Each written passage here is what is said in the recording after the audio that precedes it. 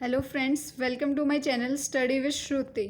सो आज हम शुरू करते हैं क्लास 9th का चैप्टर नंबर 10, ग्रेविटेशन या फिर floatation. Thrust, the force which is acting normally on the surface is known as thrust. जो फोर्स है जो नॉर्मली एक सरफेस पे एक्ट कर रही है तो उसको हम कहते हैं थ्रस्ट। ऐसा यूनिट होती है इसकी न्यूटन, और ये एक वेक्टर क्वांटिटी है। Pressure, it is the force per unit area applied to an object in a direction perpendicular to the surface. Force क्या प्रेशर क्या होता है? ये एक वो फोर्स है जो एक यूनिट ऑफ एरिया पे लगती है। ये ऑब्जेक्ट की उस मतलब ये जो एक ऑब्जेक्ट है उसकी परपेंडिकुलर मतलब जो इसका सरफेस है उसके परपेंडिकुलर डायरेक्शन में लगती है। ठीक है। उसके बाद प्रेशर को अगर हमें निकालना हो तो हम निकालते हैं फोर्स अपॉन एरिया करके। इसकी अगर हम एसआई यूनिट की बात करें तो वो है पास्कल, और इसकी अगर हम डिराइव्ड यूनिट्स की बात करें तो वो होती है न्यूटन पर मीटर स्क्वायर। उसके बाद 1 पास्कल, 1 पास्कल को हम कैसे करते हैं या इसकी डेफिनेशंस भी जो है वो एग्जाम में आ जाती है। Pressure is said to be 1 pascal if a thrust of 1 newton acting normally on a area of 1 metre square. Pressure जो है वो 1 पास्कल तब कहा जाता है जब 1 न्यूटन का जो थ्रस्ट है वो अप्लाई हो रहा है नॉर्मली 1 मीटर स्क्वायर के एरिया पे। Pressure is a scalar quantity because the pressure due to liquid is exerted equally in all directions. Pressure जो है वो एक स्केलर क्वांटिटी है क्योंकि प्रेशर जो है अगर लिक्विड एक्सर्ट करता है तो वो हर एक डायरेक्शन में इक्वली जो है एक्सर्ट होता है, मतलब इक्वली लगता है।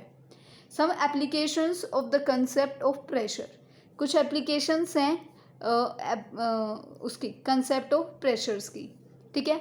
फाउंडेशन ऑफ बिल्डिंग और dam has a large surface area so that the pressure exerted on the ground is less.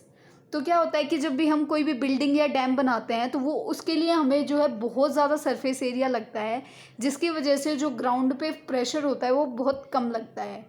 The tip of needle is made sharp so that the force is applied on it act on the smaller area to increase the pressure. जो tip होती है needle की उसको sharp बनाया जाता है क्योंकि जो फोर्स अप्लाई होता है वो एक स्मॉल एरिया पे होता है सो दैट कि ज़्यादा प्रेशर इंक्रीज हो जाए।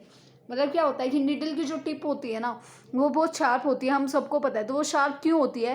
क्योंकि जब भी हम कोई भी चीज़ सिलते हैं तो वो हमें बहुत छोटी जगह से जो है नीडल को इंसर्ट करना होता है ताकि उस पर ज़्यादा प्रेशर लगे, इसलिए उसको ज़्यादा शार्प बनाया जाता है ताकि फोर्स कम लगे और प्रेशर ज़्यादा लगे।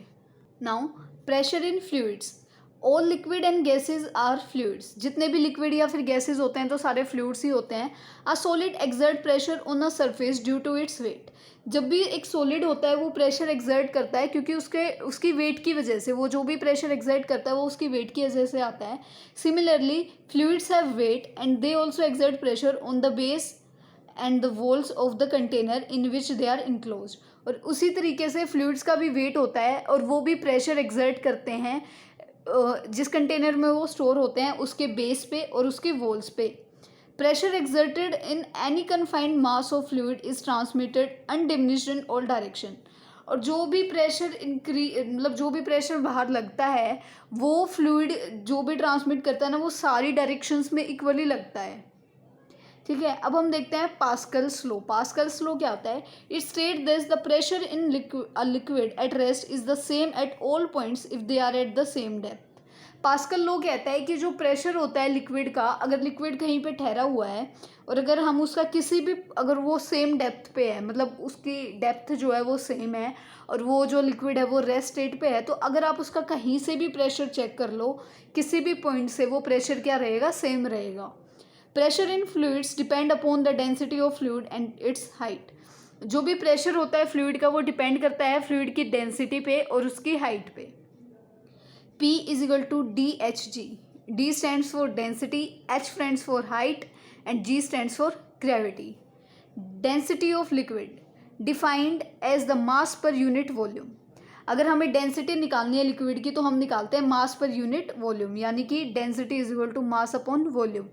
एसआई यूनिट की बात करें तो वो होती है डेंसिटी ऑफ मतलब डेंसिटी की किलोग्राम पर मीटर क्यूब, और अगर सीजीएस यूनिट की बात करें तो वो होती है ग्राम पर सेंटीमीटर क्यूब।